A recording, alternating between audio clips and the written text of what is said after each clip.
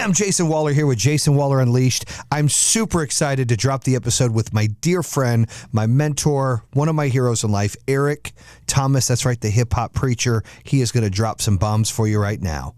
Bam! Bam! Jayson Waller here with the BAM podcast. That's Business and Money Podcast, Body and Mind Podcast. And I'm with the GOAT.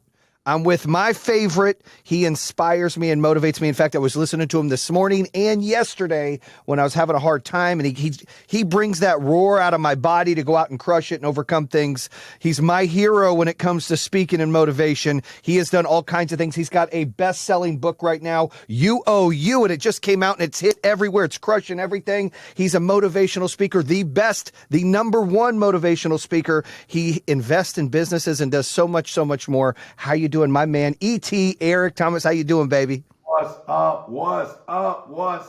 Jayson, always excited to be with the BAM.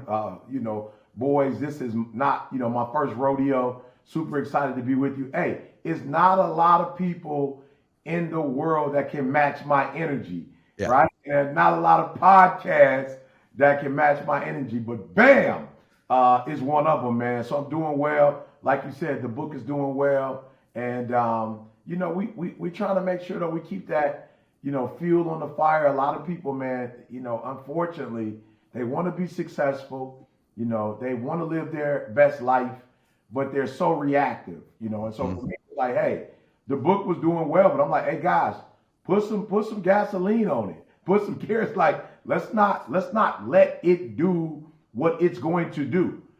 This is a phenomenal project. I poured a lot of my heart, my soul. I was very transparent in the book. I'm like, guys, we cannot allow New York, LA, New York, best time, LA, we cannot allow, these sources to be the only ones that said this is a good book. Like, we got to get on the pavement. We got to let schools know and prisons know and everyday people know. So just excited, man, to have something to work on. I don't think, people get so caught up with money and so caught up with, cars and houses and clothes and stuff. But, at the end of the day, I think the funner part is the going after that stuff. It's not necessarily just acquiring it, but going after it, having a reason to get up, having a reason to wash, your face, put on some clothes. And even this morning, I'm in Cali. It's 7 a.m., man. So it was just an honor and a privilege knowing that my wife and I had to get up, shower, get dressed, get back to our property, which we had to evacuate because they're redoing all the floors in the house. And man, we're in our studio making it happen. So just the energy with knowing I got something to do. You know what I'm saying? My man is waiting on me. We about to do a crush killer podcast that's going to help some lives. So yeah, super excited, man. No, bam again. Like, you talk about the process, right? You just mentioned it. You're not chasing money. You're in the middle of this project. I remember when I had you on the True Underdog show and the book just came out and you were like super excited. And, when you have something, it's like getting to the championship, and you relate because you talked to a lot of these sports teams and athletes and motivate them and inspire them. But when they get to the championship, they just don't want to go. They want to win. And when you're out there, you're putting out the book, you're not chasing money. You're chasing fulfillment. You're chasing purpose. You're chasing, success. You're chasing to inspire people. You don't want it to just do great. You want it to do extraordinary. You're trying to take it to the next level. And you talk about that process through that. You actually have to put work in to sell a book after you put it out there. People think you just put it out there and it's done. No. That's just the beginning, right? You were talking about the publishing company, how they didn't tell you that to make the New York Times. They just don't help you with that. Their part's publishing. Yeah, I didn't know. This is my first publishing deal. So I didn't know the publishing company, wasn't responsible for helping me hit the New York Times bestsellers list. Now, I'm not saying, that they don't play a part, but I didn't understand that in the process, I had to get on podcasts. Yeah. My publishing company they weren't about to get on podcasts. I had to travel, and hit schools and let them know the book was coming out, colleges, churches, like get on my own podcast. I didn't know I had to call my marketing team, we had to put together a marketing strategy. We had to do flyers. I had to go ask, my guys like CP3 to do videos, Dion, Primetime, to promote it. Ed Milet, look, I need you to promote it. I didn't know. I thought, I made the assumption that, they were going to do everything. And I don't know why, but I did. But what I realized was like, oh, you owe you to make the New York Times bestsellers list, E. Like, you know what I'm saying? Like, Yeah. you think you owe you is just the title of the book. No, you owe you if this thing is going to work. But here's the cool thing about it. Jay, here go the cool thing. The cool thing about it is I actually like having the ball in the fourth quarter with 3 seconds left and it's in my hand. You know what I'm saying? Like at the end of the day, while the responsibility is great, man, I don't have to sit there and watch somebody else bring it up, the floor and watch them either hit a three or drive to the basket and just sit there and watch them as a spectator. Like through the process, I actually have the opportunity to make it happen on my own. So to be on all these podcasts, and to call my guys and that, fly out to LA to meet up with CP3, all the stuff that I had to do, it was all well worth it. But again, I felt so comfortable because I wasn't a spectator hoping that somebody else would make it happen. I was engaged. I was, involved. I was in the midst of the process. And man, when we actually made it on the list that first week, man, I can't tell you how much joy I felt. And I know a lot of it had to do with I put my own sweat, blood, and tears in it. And that's what made it more fulfilling than just getting on the list because somebody else with the publishing company Penguin with their efforts, they would have been the only one. No, I felt comfortable because I knew they did their part, I did my part, and voila, we made it. Well, and look, congrats, because that's not an easy feat, right? And publishing companies don't help you get there. I didn't get New York Times bestseller. That is the major honor right there. That is when you've completely taken it to the next level of the book. Wall Street Journal, Amazon, USA Today. Great though. They're still great. They're still great. But the work and effort and things that you have to do to get to the next level, that's the reward for the New York Times bestseller. So for me, I'm like inspired. I'm like, all right, the next book I put out, I'm going to have to go through this process. I'm going to have to go do the rodeos. I'm going to have to go to these events and talk to schools and churches and colleges and anybody I can get to listen that wants to try. So it inspires me. I love to see success and I love to learn from it and go, that's how they got there. I want to do that. And so, you talk about the UOU. What was the inspiration behind the book? We talked about it a little bit last time on the show, but for the new listeners here on this new podcast, what drove you to want to write that book, UOU? So, Jay, when you hit 50, you look good for 50, dog. You look good for 50. Yeah, everything changes, man. So, when I hit 50, which was 2 years ago, the focus changed. When I was younger, it was really about, how many championships can I win? How many gigs can I do? How many lives could I touch or save? 50, I had been in the game now for 30 years when I hit 50, and it shifted to how can you help people do exactly what you did? So it became more like a duplication thing. It's like, okay, E, so, you have so many followers and you've done so many gigs and you've helped so many kids and you've made so much money, but can you duplicate yourself? Yeah. How many more individuals, can you create? So I, unintentionally, we helped like Inky Johnson, unintentionally, Toby, who's going up for a Grammy, so I can, there are hundreds of, individuals, maybe even thousands that unintentionally, they just watched the videos, did what I told them to do, and they're successful. Well, hey, I'm one of those guys. You've inspired me to continue to share my message. So you can put that on that list. You know what I'm saying? So, yeah.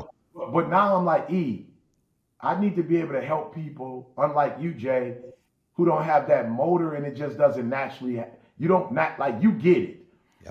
And so you listen, you hear, and you go, man, I'm gonna take that information. There are other people who I know, they needed more. They didn't just need the inspiration, they needed the implementation.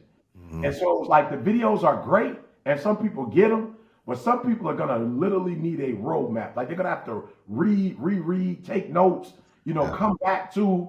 And so I was like, you need to write a book that is going to chronicle the process of how you started, where you are now, the principles, the stories, the inspiration, the people, you know, you got to lay it out for some people. And again, I'm not saying that like these people are inferior. It's just we all learn differently. And so this was the book that said, okay, E, what are the principles that you feel like you just have to share? And so the major one was nothing changed in my life until I took personal responsibility. You know, the day I stopped thinking that, you know, my mom owes me something because she brought me into the world. And maybe she does. Up until what? I don't know, 16, 17, 18, like, I don't know. You know, maybe my biological father, you know, should have been in my life, you know, perhaps. But now I'm at an age where it's like, okay, E, some things didn't happen for you. How long are you going to sit here and cry about it? You know, there are certain things in this country with capitalism that are fair and that's not fair, right? It's like, bruh, 40%, you know, my income, you know what I'm saying, the taxes, it's like, bruh, you know what I'm saying? Like, it is what it is, though.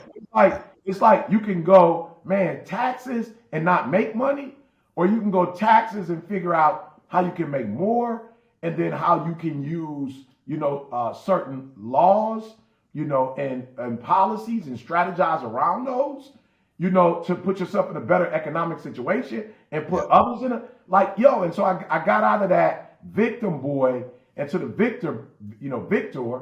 And I know my state fans they hate when I say it, but, you know, Michigan's thing is hail to the victor, you know. And again, I had to get to a point where I became a victor and not a victim, you know. And so that's why I wrote the book. I was like, yo, if you love videos and they get you pumped, if you love my voice and it gets you stoked, or, man, I'm not really into that, you know, I'm more of an introvert, like I don't really get into that. Okay, here is a roadmap that you can read and really figure things out. And so I figured, hey, if that's the last book I ever do, you know, this will be the one, the masterpiece that doesn't necessarily just tell my story, but chronicle the steps that it takes, you know, to get to where I am. You know, one of the things I heard recently, and I've listened to a lot of your stuff, you know, when I'm having a bad day, right? I'm guilty of not listening to things every day. Cause I wake up and I give myself affirmations. I've got 4 kids, 2 grandkids, you know, they go through anxiety, they go through depression. I'm like, look, the first thing is you got to love yourself. You got to tell things about yourself. You got to believe it in order for it to happen. You believe negative ain't going to happen. You got to think positive. But something I listened to the other day, and I've listened to so much of your stuff, and I've popped in, I was driving to school with 2 of my kids, a 15-year-old learning to get her license, and then my son in the back, like, you know, hey, watch that. And I said, hey, I want to listen to E's coming up. I want to, you know, get juiced up before I talk to him again. And it was one I never heard before. You were talking about, you know, 75% of it's done just living here in the United States. Yeah, bro. You know, 75% is done just being born here, and the other 25%'s up to you. Yeah. Explain that a little bit, because that really touched home for people in today's world, where people are like making every excuse to not win and just lose rather than find reasons to win. They're looking for excuses to lose. Yeah, and I'm gonna say this, Jay. You know, I was talking to a guy the other day, and he was going through some stuff in his marriage, and you know, like everybody that's ever been married, or let's just say, like a lot of us that's been married. You know what I'm saying? Yeah. Like a lot of us that have been in partnerships with other people, because they're not us and they don't have the same mind or same, you know, preferences. You know, we're just different humans. And sometimes that difference, if you're not careful, can divide us, you know, and or disrupt, you know, the flow of our relationship, you know. And so he's coming to me and I'm saying, bro, first and foremost, bro, I'm married, bro. I've been married over 30 some years. Like, kill it. Like, I understand. But what you're doing right now is you come into it with like this victim mentality. And what I don't understand is you used to be an athlete. You never whined about defense. You played D1 football. You never whined when somebody blitzed you guys, or when somebody set up a scheme, you know, to tackle you before you could either get to the line of scrimmage or stop you from, you know, getting more than 1 or 2 yards. Like, that never bothered you. You would just get back up, you know what I'm saying, ask to get the ball again, and you would try to do whatever you need to do to break that scheme and get a touchdown. So you had this positive attitude about not being stopped. You had this positive attitude about, I'm going to get back up and I'm going to try it again. Like, you had this positive attitude about we lost the game or we lost 2 in a row. But that third one, I'm gonna lift more weights. You know, I'm gonna go in the gym and watch film. You know, I'm gonna eat better. I'm gonna get some sleep. But whatever, I'm not about to stop playing D1 football because I lost a few yards. And I'm like, so why are you going into your marriage? Why are you going into your marriage with you? I can't take it. If football was a game, you know what I'm saying? And you were able to be mentally strong and tough in a game, but here you are not mentally tough in life, you know. And so I tell people all the time, bro, when you're born in America, I like to believe that God has given us like gifts. Like I just came into this world with this voice. I just came into this world with this energy. Like it's a gift that I have. So all of us were born with the gift. Now, I hate, Jay, when people say, you a unicorn. I was like, bro, don't do me like that. Don't do me like that. I was homeless. I wasn't always using this like this. Like, don't do me like that. I had to foster this. I had to learn to love myself. I had to learn to love my gift. I had to learn to love the uniqueness of how I present and what I do. People didn't always like this. This wasn't always popular, you know, but I realized, you got a gift. This was something that was given to you. Now, unfortunately, every gift isn't unwrapped. Like every gift isn't assembled. Like every gift don't come with batteries. You know what I'm saying? Like, but it doesn't mean that it's not a gift. So in America, you were born, God gave you a gift. Then now you're in a country with opportunity. Like, yo, I speak for a living. You feel me? Like I speak. We do business, bro. Like you said, we do business, man. Like we live in a country where we can go and get a 401c, or we can get an LLC, or we can get an S corp. You know what I'm saying? Like we have so many ways that we can go get money. And then we live in a country with millions of people who need products and services. And now we live in a country where, like when I was growing up, bro, I'm 52. When I was growing up, like you had to go through Marshalls. You had to go through Sears and Roebuck. Like you had to go through, Montgomery Ward. like you couldn't go online and sell your own product online. Like you needed an agent. You needed to go through ABC and NBC and CBS. Like, bro, we on Riverside or whatever this is. Like, bro, we don't have to go through anybody. We don't have to go through another network or somebody for me and you to have a conversation and to put our content out in the world. And so I believe 50% God has given to us, 25% we're in this world called America where there's opportunity, and then the other 25% is like, yo, bro, they're not going to unwrap it for you. They're not going to assemble it for you. They're not going to put batteries in. And then I know there are some of you who are probably saying, man, well, what about this? And what about this? And what about this? I do not mean to minimize what you're going through in your struggle. In no way do I mean to minimize it. But I guarantee whatever you're going through, you can find hundreds of thousands of other people who have the exact same challenge that you have, and they played their hand, and they've been super successful playing their hand. And so again, Jay, we just live in a country where there are opportunity. They're third world countries, bro. I don't care how early you get up in the morning. I don't care what time you go to bed at night. There are other countries, and I'm being honest. I won't say the country because I don't want people to think I'm being disrespectful, but it's one of those countries where you can go and they do resorts. And so we get off the plane, the guy's taking my bags, he's putting us on this tour bus. We get to the hotel, he's taking everything out, right? He's checking up, like when it's time to check us in the room, I'm like, bro, you was the dude on the bus. He checking us into the room, right? Then later on, I go to the bar later on that evening, and he at the bar. And I'm like, yo, bro, how many jobs you got? He like 3-4 jobs. And I'm like, 3-4 jobs? He was like, yep. And the 3-4 jobs don't pay me as much as you paid me with that tip. And I'm thinking, man, I'm in America. I'm making $200,000 a speaking engagement. Like unbelievable. This is, bro, I'm bi-coastal. I live on the West Coast, the East Coast. Like, bro, only in America. So am I saying that America, is perfect? Absolutely not. It's people here. It's definitely not perfect when you have people. Am I saying that there are not challenges or whatever? Absolutely, there are challenges. There are hurdles. But I love my wife and I love my children too much to let those hurdles and challenges stop us from living and experiencing the American dream. So I will climb every mountain. I will jump over every hurdle. I will do whatever it takes to take advantage of the American dream. And yes, I'm one of those individuals that believe in the American dream. Are they passing the American dream out at the local convenience store? No, they're not. But does it exist?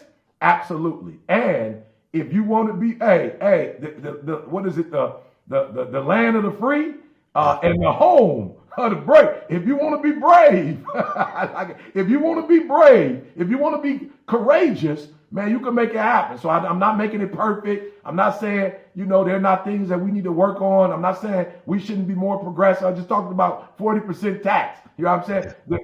It hurts me, when I'm in Southern Cal and I see all this homelessness and whatever, and we're going to do our part to support that. But I am telling you that there are opportunities here we need to take. If you're listening, you need to be on the right side of those opportunities. Yeah, no, and it's unfortunate. I know what you're talking about when you go to certain countries and you just feel so bad. Like your tip changes their whole year.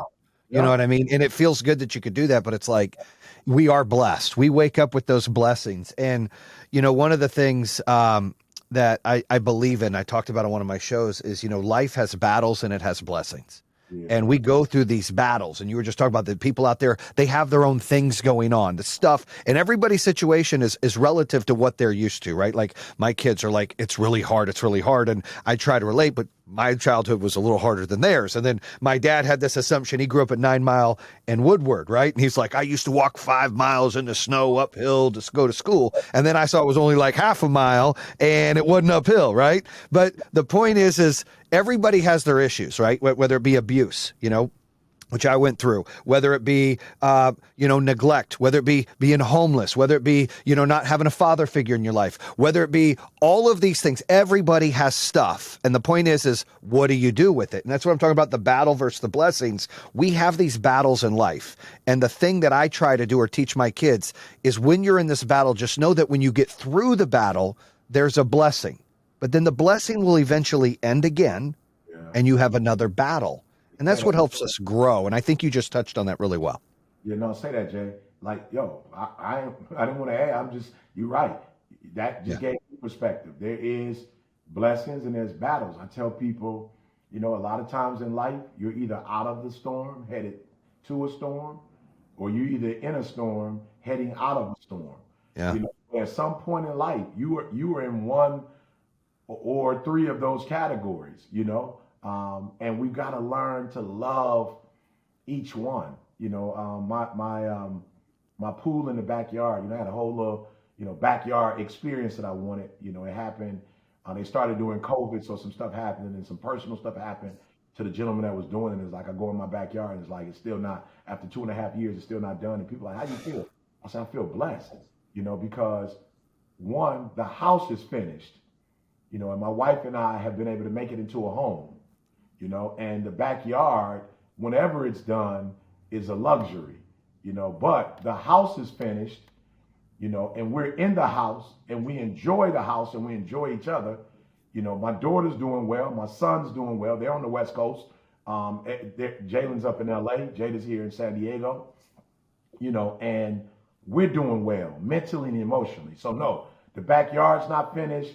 Yep. God has blessed us financially, and you see money isn't everything because we've got money and it's still not finished, and then when they start working and really start working hard, something happened on the West Coast where it started raining in Southern California. You know what I'm saying? And so, it's rained so much that they haven't been able to, get the ground dry, but I don't care. Why? It's a part.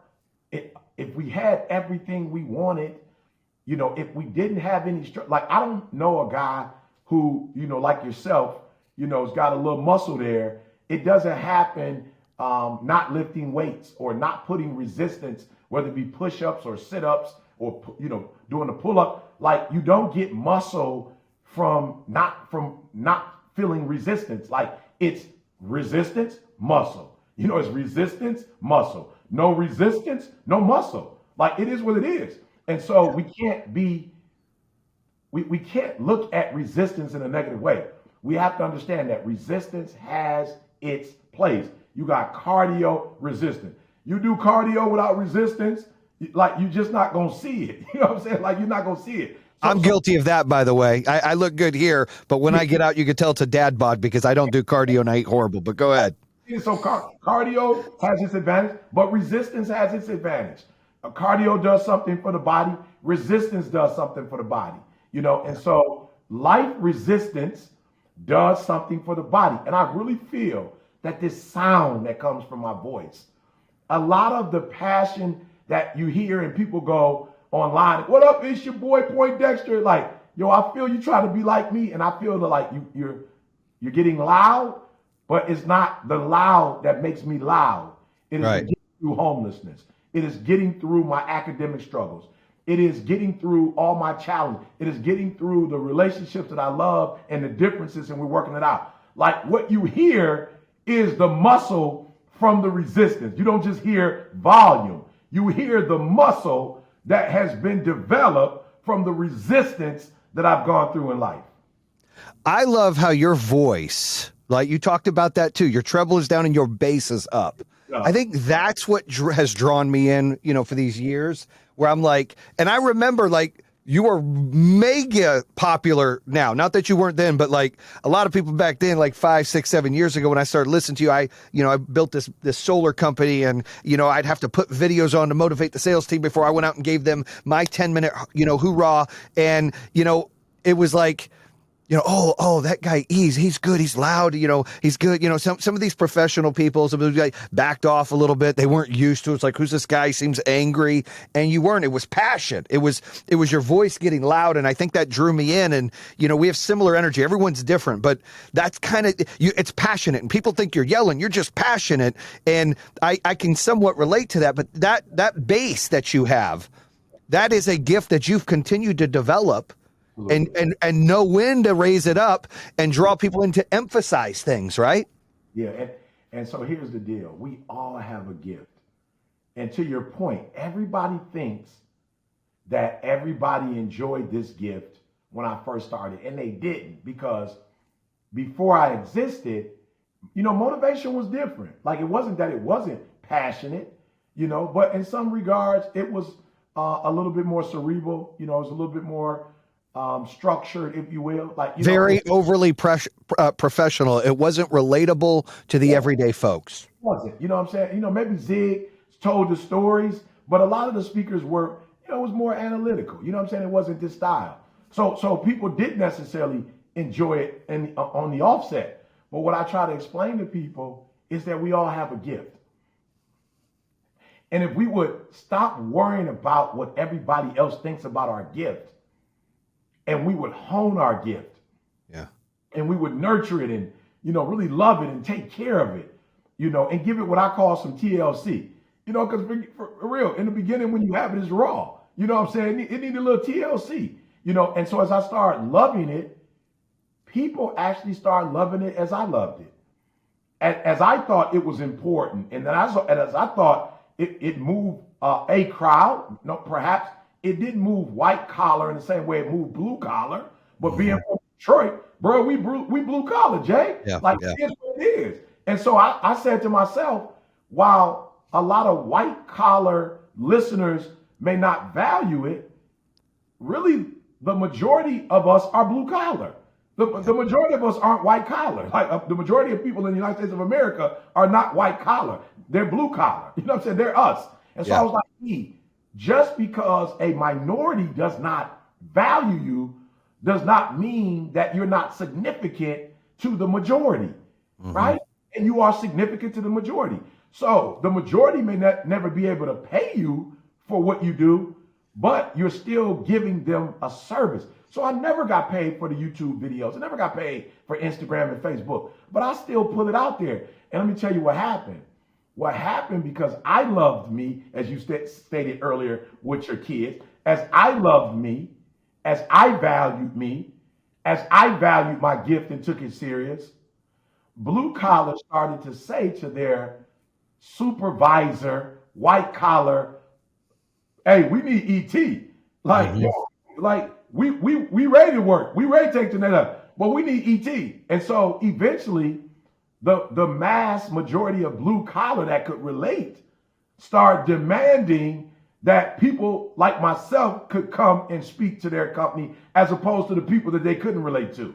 Right. And I'm not saying that the white collar supervisor or manager or a CEO, I don't know that he could ever relate to me. I don't know that Nick Saban ever related to me. I don't know. Like when I met Nick, we never, he brought me in a couple times. We never had a discussion, but I do know that the weight trainers, I do know the strength and conditioning guys they played that stuff when Cat was trying to lift 425 and 450. Yeah. And so it was the weight guys, it was the strength and conditioning coaches along with their defensive players that was like, yo, coach, have you ever heard of ET? Like, we need to get ET in this joker. And so I'm proud that, and this is for you guys, it's not for Jay and I, this is for you. I'm proud that I love myself enough and that I didn't give up on my gift because other people didn't see the value of my gift. I'm glad I didn't give up on myself because other people didn't value me the way I value me, and I stuck to my guns.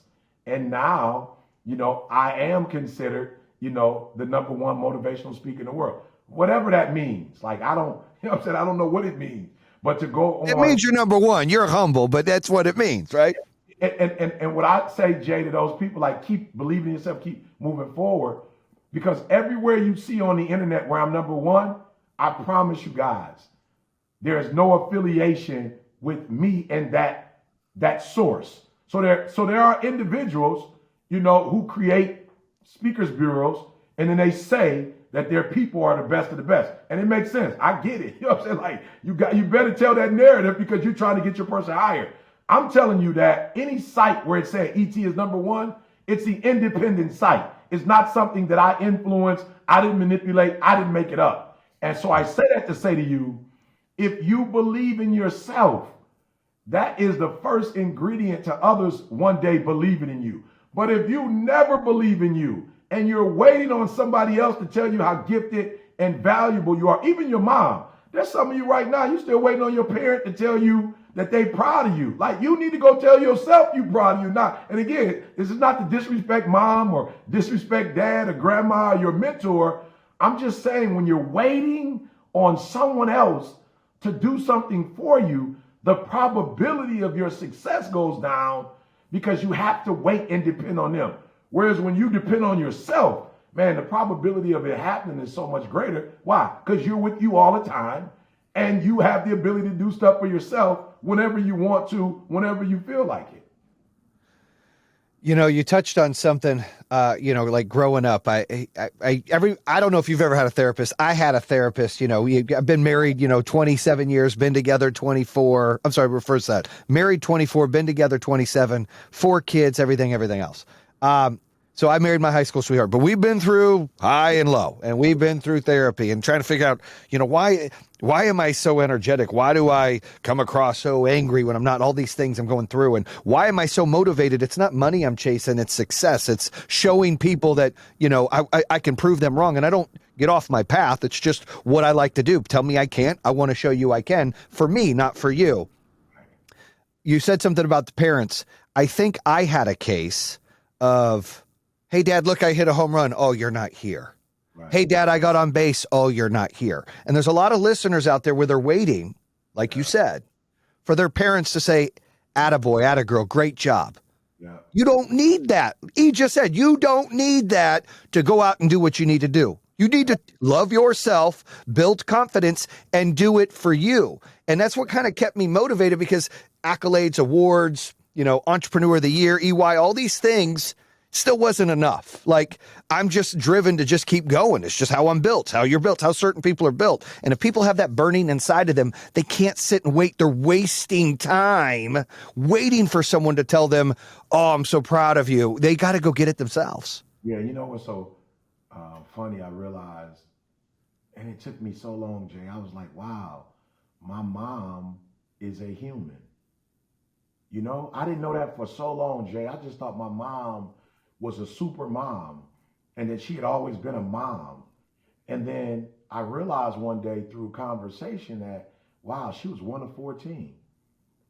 Like they were below poverty. Yeah. My mom never had any new clothes. She was number maybe 4, and it's just hand-me-downs. They had one bathroom and 3 bedroom on the south side of Chicago. Didn't thought their father was dead. It was like, you were so insensitive.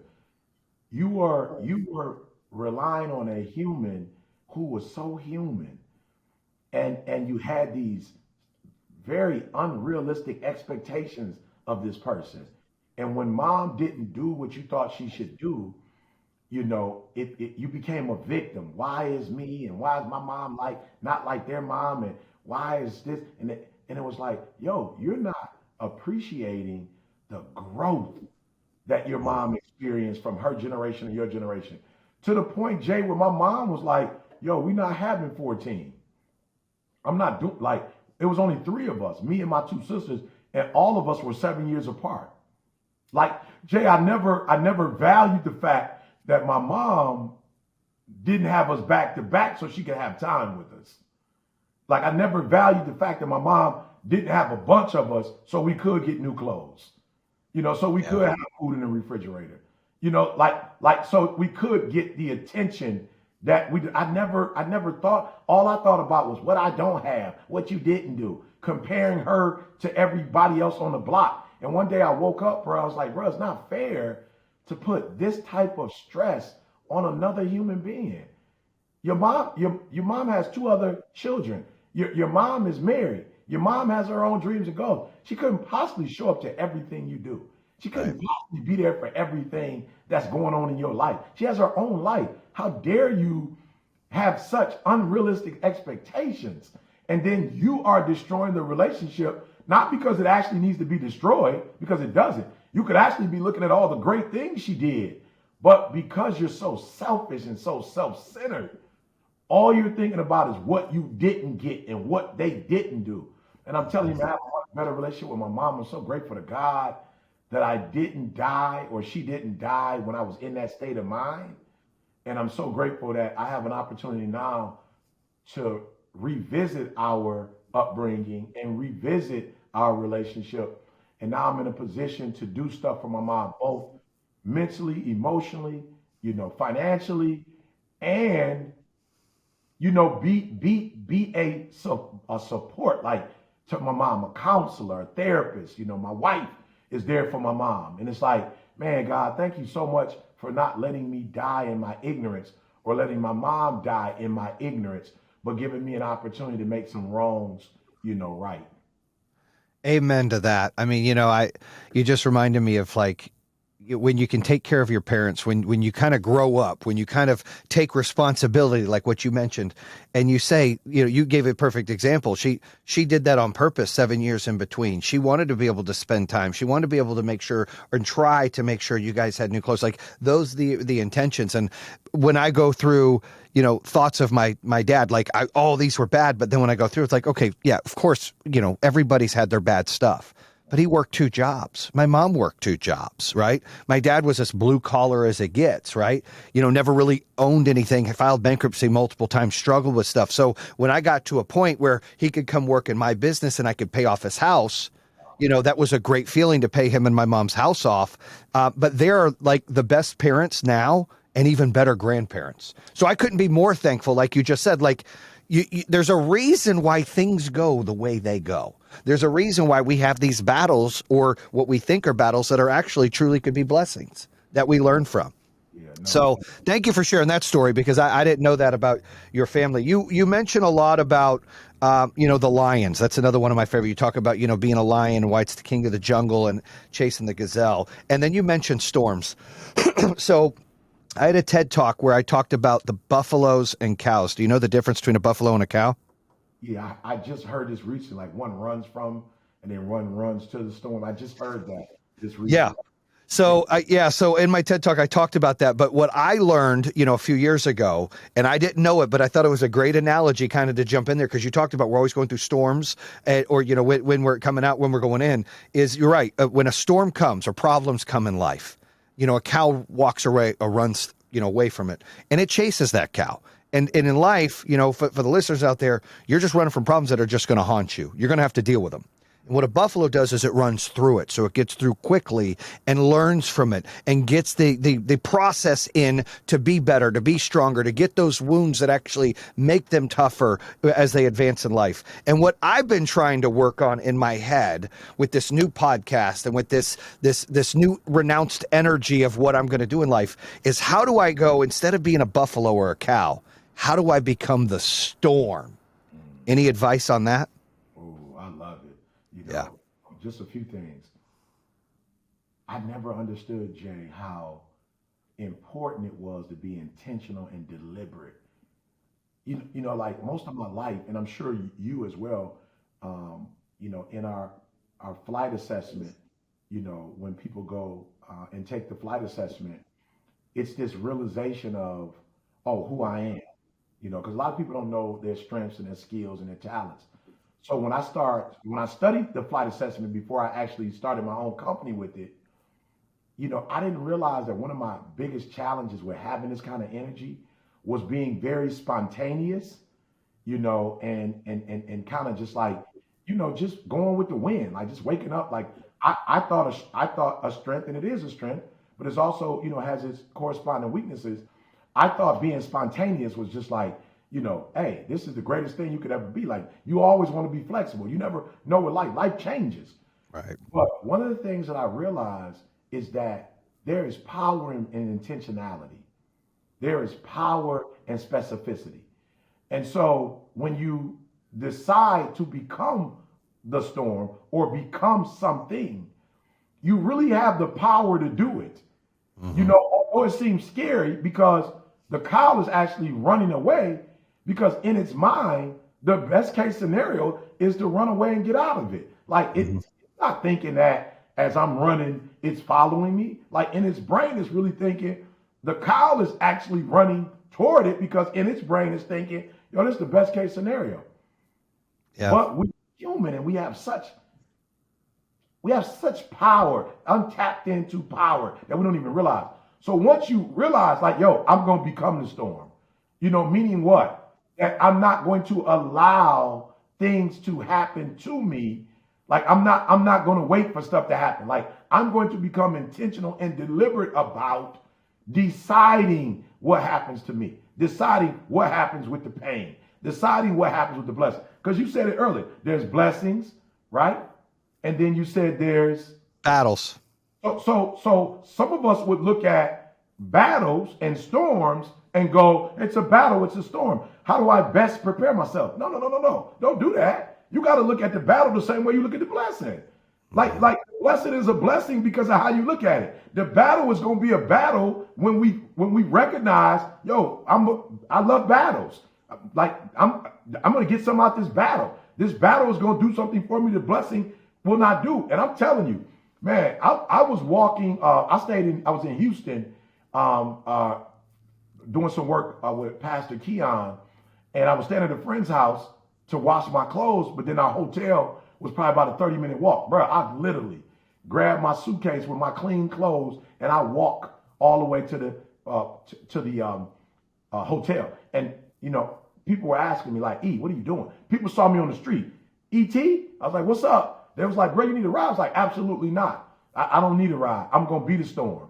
Yeah, I'm not going to allow myself to only experience blessings and get weak. I'm not going to let myself only experience blessings and get complacent.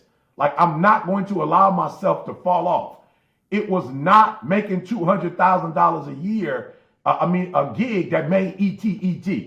It was homelessness. It was walking the streets that made ET. So we're not going to leave the storm because we're out of it. No, like, we're not going to do that. We're not going to go and we're not going to give our clothes to the laundry service here at the hotel. Like, we're not about to do that. And I got money for it. But we're going to go wash, because when you were not ET the hip hop preacher, you were washing clothes. You were walking. You were taking a suitcase and before people knew who you were. So for me, when you say that, I'm thinking, AE, some of the battles that you've gone through in life that made you what you are, don't wait for them to reoccur.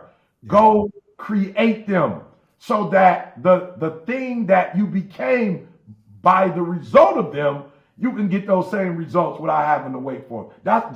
That's what I'm hearing when I hear create the storm, E. Yeah.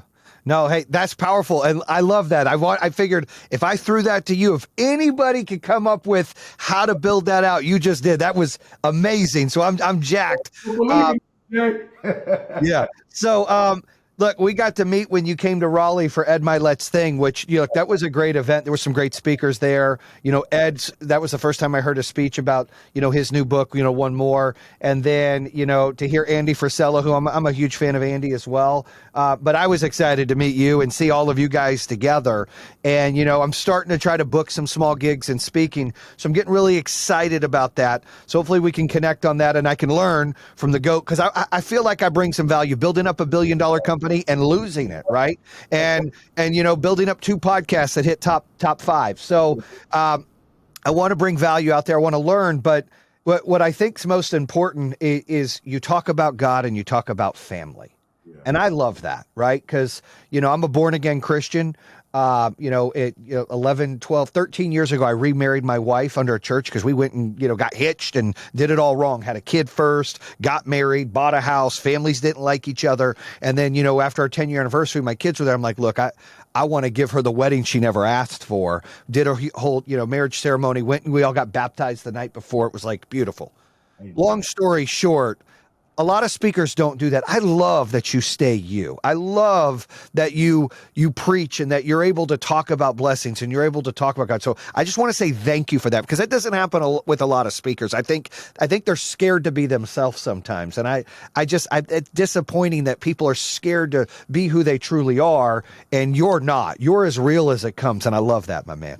I'm scared too. I'm scared that if I don't talk about him, he you know what I'm saying? Taketh away. Yeah, I'm saying if I don't talk about God, he's not going to continue to open up the windows of heaven and pour out blessings that they're not room enough to receive. So it's just, I get it. We're all afraid, but I fear that, God is not going to continue to elevate me and bring me into, these type of relationships. And people don't know, but hey, I had a big situation at my church, big dollar amount, with the sanctuary that I didn't know anything about, and I was able to call Jay and get some counsel and be able to make some moves. You know what I'm saying? So it's important, guys. Like, you never know in these relationships. You never know who's who.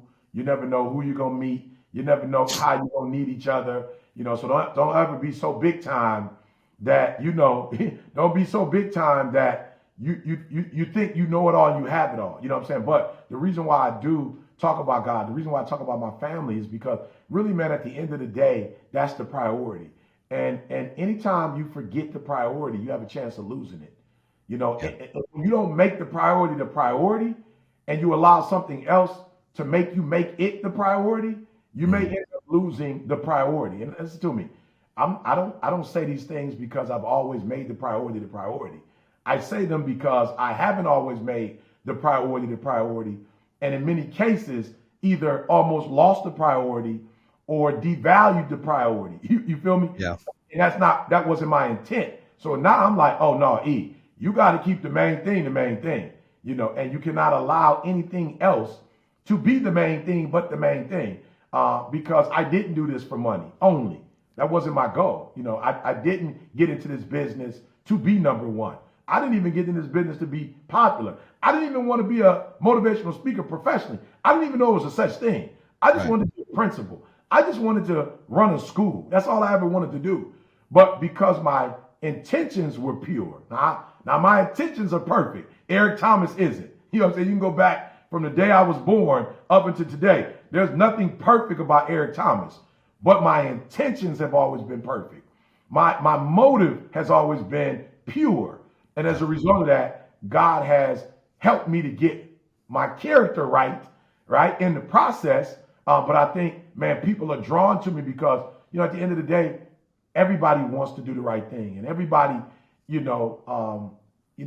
everybody loves something more than money. I think a lot of the things that we are attracted to is stuff that people have told us, you need to get this and you need to do this and this is going to make you happy. But at the end of the day, if we didn't have that influence, man, it would be family. It would be spending time with family. It would be figuring out what my purpose was. It would be understanding what my gift is. And that's why we created the flight assessment to actually help people to understand there is no joy like knowing your purpose. There is no joy in like using your unique gift in a way. And Jay, I can't wait in terms of the speaking thing to assist you, because that's something that I know, right? Yeah. And I can support you in a way that you've supported me. Like that's something that I know. And so I'm just sitting here excited, because the third thing is, after you figure it out, there's no greater joy than helping other people figure it out. And not only helping them figure it out, but helping their lives to become more enriched by figuring it out. Yeah. Amen. Thank you for that too. And listen, we're both, big Detroit Lions fans, right? Detroit everything fans. And, I think you like Michigan State. I like Michigan. That's a whole nother conversation. But the Lions played so good this year. How are you feeling about next year, my man? I'm feeling good. Now, I'm feeling good. Now, what I think the Lions front office did that I'm a little bit more excited about is when Caldwell did this same 9-7 boy, they got rid of him for some strange reason and then bring him back. So now with the 9-8 boy, I'm excited about the fact that at least they're going to keep the same personnel that was responsible for this momentum. Like, I don't understand, it's the same thing. Oh man, I'm going to kill myself that I don't remember the name. Oh man. It was the GM. It was right. Yeah. The previous GM, I forgot his name too. He wasn't very good. I'm talking about, remember when we, Barry Sanders, we had the 12. Wayne Fonts. Yeah. So we had the 12-4 boy, right? And then they got rid of the quarterback and brought in Scott Mitchell. Yeah. But what was my man's name before that? It was Eric Kramer. Eric Kramer, bro. Like, the Lions have a way of, whoever's responsible for getting us the momentum, They get rid of him. As soon as they do well, it's like, Eric Kramer, you got to go. I'm like, yo, my man he took us to we went to the NFC championship, whatever it was. Like, we were one game away from the Super Bowl. Next year they get rid of this guy, and I've seen that so much with the Lions, man. Oh. This is the first time they kept the same personnel, so I'm really excited to see those guys getting to work with each other in the summer, not having to start all over again. Jay, we know how hard it is to build positive momentum. And the last thing you want to do when you have it is to destroy it. Yeah. And, the previous leadership, it starts with the GM, in my opinion, right? And Brad Holmes is a genius, and he sees talent, and I think he likes continuity and keeping people together. But my son's the biggest Lions fan ever at 12, and he plays football. He's a quarterback, plays a lot of travel flag teams. But he's even got PTSD. He's like, hey, are we really going to be good next year? I'm like a little nervous. Are they going to do something to mess it up? He's got it. He's 12. Good. He's 12. I got it. He should. I tell him, I said, but hey, next year will be good. And the Pistons got to get better. They got the talent. They just got to turn the corner, right? So I'll say this to you, though. My son doesn't have it, and I don't know why. But every year, my son keeps saying, this is the year. Yeah. Hey, Dad, this is the year. We're going to restore the roar. That's right. Well, hey, I come up there to some games. We'll definitely have to get together. But listen, I'm going to have to come, man. Yeah. And look, I want to touch base on the speaking, but I want to say thank you for coming and, blessing us with coming on this show, sharing your knowledge, your wisdom, talking about the process, sharing some family stories about that for these listeners out here. A lot of these folks out here need a kick, need a restart, need some guidance. So I appreciate that. And everybody should definitely get the book, You Owe You. I mean, this is one of the best books I've ever read. It's a bestseller right now. Eric's as pure as it gets. His intentions are always pure. He is one of the best motivational people I've ever heard in my entire life. Thank you, E.T. I appreciate you coming on, my man. Thank you, Jay. Much success, and I look forward to sharing the stage with you at some point. All right. Bam!